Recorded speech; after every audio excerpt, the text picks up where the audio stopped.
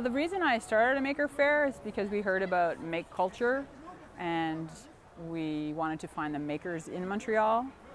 And so in order to find those people, we wanted to have an event. Maker culture in Montreal is so new, such a new concept still, like an umbrella that we haven't really quite fully embraced.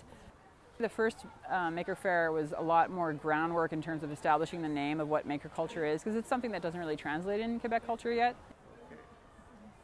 I think that makers are pretty excited to share their work.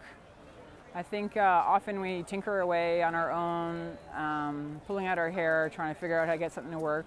And you have your day in the sun that you should come out and show the labor of your love. And I think that one of the things that this Maker Faire would do is set that deadline for you, that you have to get it done by then. And that's kind of a good motive, because a lot of people obviously have their day job. So it's really good to get you motivated and that you're going to come out and meet people. And we've really tried to take care of our makers this year too, like to thank them, because they are all volunteers that are just showing up on their own time. So we tried to treat them really well and let them know, how much we appreciate that.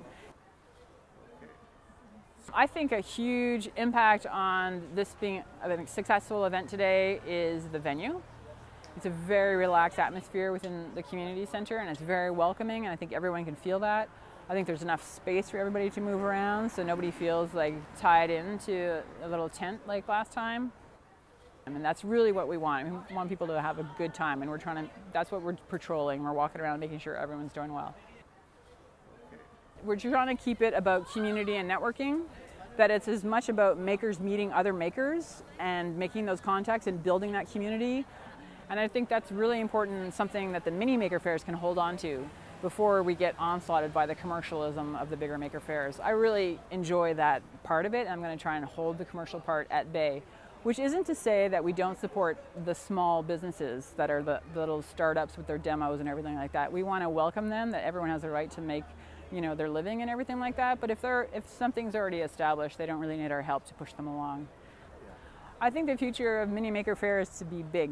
One day that's going to come down the pipe. I don't doubt the success of this event in terms of the volume and everything, but for now we're just about community building and networking, which I love.